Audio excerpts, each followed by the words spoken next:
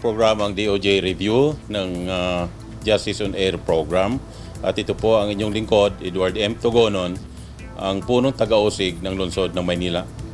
Nung pumasok po ako sa pamahalaan itong huling dekada ng 1980, tatlong bagay kagad ang aking napansin na sagabal doon sa pagpapatakbo po ng ating justice system.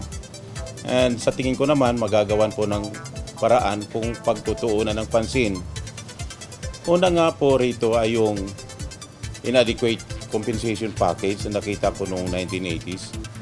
Kung titingnan mo po, napakaliit ng sweldo ng mga panahon na yon kumpara sa nature ng trabaho of investigating and prosecuting criminal offenders. Pangalawa po ay yung noong mga panahon na yun ang kakulangan ng mga prosecutors or fiscal. Dahil na nga rin po siguro sa sinasabi kong inadequate compensation package ng mga panahon na yun, and pagkakulang po ang prosecutor, kukunti ang magre-resolve sa napakaraming kaso, maaantala po yung pag-resolve ng mga kaso. Pag naantala na yung pag-resolve ng mga kasong ito, magre-result na ito sa failure ng ating criminal justice system. Katulad nga ng binabanggit ko, na parang walang kahalimbawa ito sa isang nagtitinda ng isda sa palengke na pag hindi niya naibenta on the second or third day, hindi na pwedeng ibenta ito at bilasahan na ito. Ang pangatlo nga po, yung conditions at work na mga prosecutors. Mga masisikip na mga opisina, mga tumutulong bubong, mga nakatambak na mga records, kulang ng mga equipment, walang mga upuan. Ang iba nga po sa probinsya ay wala talagang opisina. Ito ang tatlong ito na binabanggit kong importante na kung saan na magawa ng paraan noong mga panahon na yon ay napakaganda. Kaya we started to dream.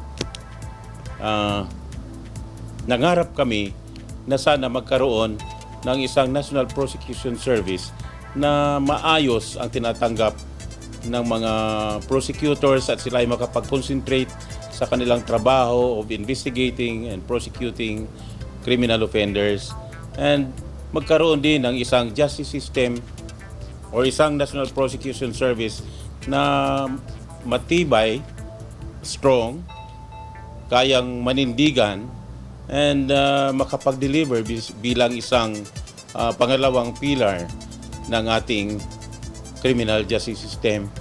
And consistent po with this, yung role ng National Prosecution Service and yung hard up conditions ng mga prosecutors at saka yung pangit na perception ng mga tao sa atin pong criminal justice system na pag-usapan namin actually simula pa noong 90s na amyendahan ang ating National Prosecution Service. And noong mga panahon na yon, kasama ko yung unang Pangulo ng National Prosecutors League of the Philippines, si dating Mauro Castro. Nagtuloy-tuloy kami pero sa kasamaang palad dahil hindi rin noong mga panahon na yun nakikisama yung Kongreso, wala pong nangyari. At inulit po namin noong 13th Congress noong 2007 at nagtulong-tulong na nga yung National Prosecutors League na noong mga panahon na yun ako ay presidente. Ako ang Pangulo.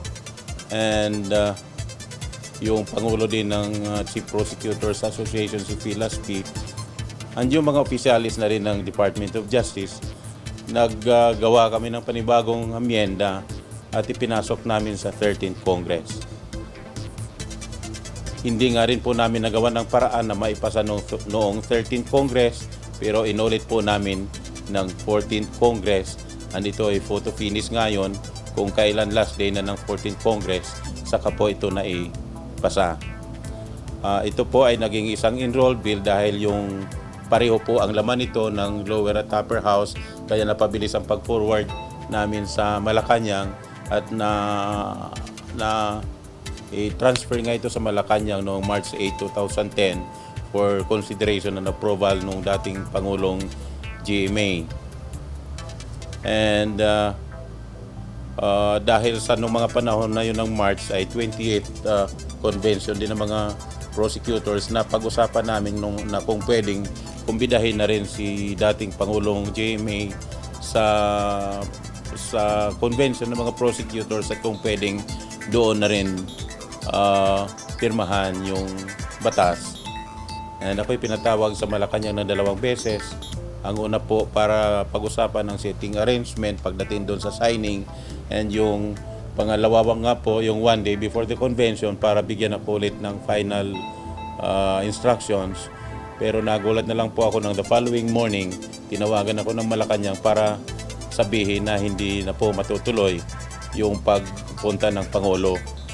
Pumasok sa isip ko parang laging hindi priority talaga ang ating criminal justice system, kaya nangyayari itong mga ganito.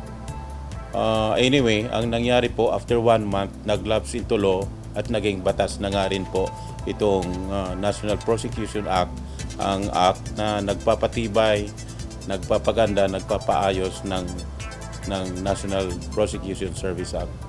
Natupad na rin po yung mga pangarap namin na yung mga panaginip na madagdagan ang mga prosecutors nationwide. And nakita nga natin dito sa batas na nagdagdag ng mahigit 600 prosecutors. Ito'y nakakalat sa buong Pilipinas yung mga increase na prosecutors na to, dagdag sa mga 2,400 na dati na. And ang isang malaking improvement din dito sa batas ay yung increase ng salaries ng mga prosecutors. Ang pinakamababa na prosecutor dito ay tatanggap ng mga 65,000, and napakaganda at pwedeng gawing karir ng mga bagong abogado dahil ang pinakamataas na abutin nila dito ay yung tinatawag na prosecutor general, na makakarating sila doon sa salary grade 31, na kung saan ang equivalent position nito sa judiciary ay yung presiding justice ng Court of Appeals. Marami rin pong mga ibang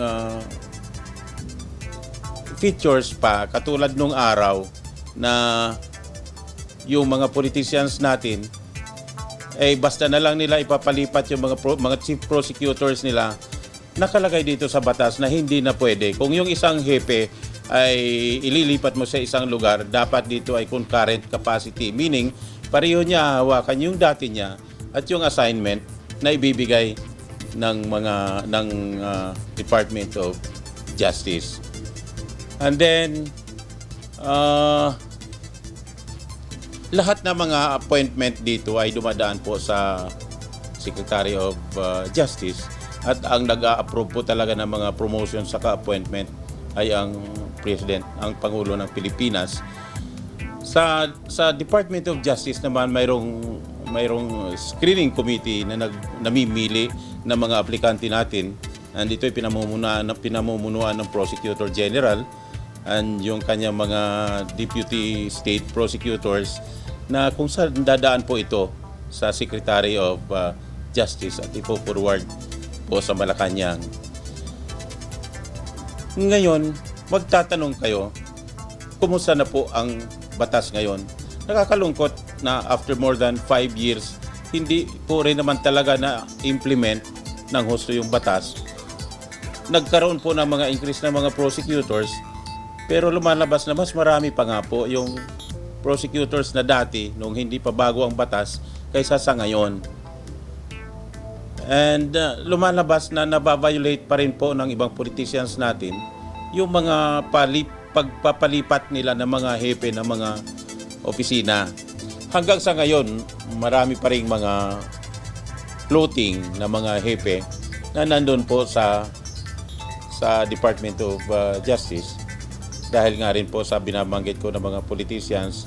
Kaya para naman sana maging epektibo po yung ating batas na ito, nakikiusap tayo sa mga politicians na kung pwedeng pabayaan na lang nating palakarin ito ng maayos ang ating bago at pinatibay na National Prosecution Act. Kung meron man silang mga hinaing or reklamo sa ating mga hepe, mas maganda siguro kung idaan na lang nila sa proseso, magreklamo sila, mag-file sila ng administrative charges, pero kung wala din lang at ayaw nila sa pagmumukha ng isang hepe at ayaw sa panunuot, sa pagsuot ng damit, wag na lang po. Itong mga nakaraang araw na pag-alaman natin na marami-rami na rin mga hepe ang nag-file ng kanilang optional retirement dahil sa yung iba ay tumatanda na rin at for health reasons, hindi na rin nila kayang pagpapatuloy ang pagtrabaho ng maayos, naisip nila mag-retire na lang dahil sa pagdating doon sa probinsya, napakarami po talaga ng mga prosecutors na kulang, wala po silang mautusan. And wala po naman talagang mga appointment na lumalabas. So, lalo na doon sa mga probinsya na yung mga husgado natin ay hiwa-hiwalay, kung kulang po yung mga prosecutors, mahirapan din po talaga mag-prosecute yung ating mga hepe doon sa probinsya at mahirapan mag-utos dahil wala po naman talagang mautusan. Ang sweldo po ng mga prosecutor sa batas na ito ay masasabi nating competitive na rin ikumpara mo sa ibang agencies ng gobyerno and sa mga private law firms na rin dahil sa ang entry level dito na mga prosecutor which is salary grade 27 ay nasa 65,000 plus po plus kung mayroong mga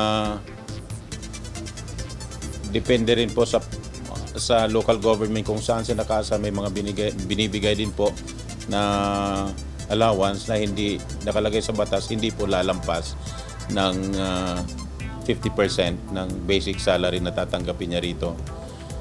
Ang pwede din naman talagang gawing career ng isang abogado ang pagpasok dito sa prosecution service dahil kung magtsatsaga siya, abutin siya hanggang prosecutor general na ang pinaka mataas na salary grade nito ay yung salary grade 31 na ang equivalent nito sa judiciary ay ang presiding justice ng Court of Appeals.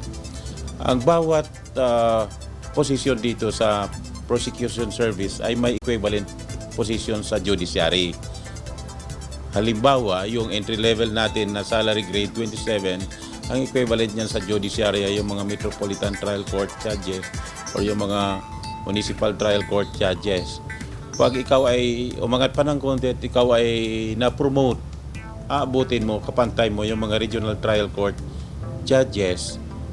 And yun nga, kung ikaw ay magtsatsaga, ikaw ay magiging deputy sa isang area at magiging city prosecutor. Sa batas na ito, may 60 na positions na ang equivalent ay justice ng Court of Appeals. Katulad na nga po yung mga hepe ng National Capital Region dito sa NCR nga, yung mga regional prosecutors and yung mga cities and provinces, yung mga hepe dito na ang kanilang hawak na mga prosecutors ay abot ng 25 na tao na prosecutors. So kung titingnan mo po, mayroon din talagang career dito sa National Prosecution Service. Kaya po ginawa ito dahil po mapigilan sana ang pag-migrate ng mga prosecutors sa judiciary. Pero kung mapapansin po ninyo ngayon, ay karamihan na nga rin po ng mga prosecutors namin naglilipatan na rin sa judiciary. Gusto po sana namin ma-maintain yung ranks ng mga prosecutors. Kanya lang po dahil sa mayroon sila mga promotions na hinihintay and lumalabas na hindi naman po lumalabas, nag-a-apply na lang po sila sa judiciary na undermine po yung purpose ng batas na ito.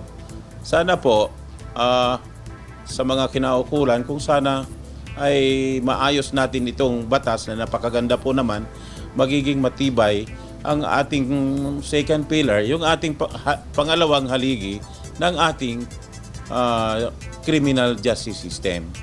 Muli, ako po ang inyong lingkod para sa DOJ Review.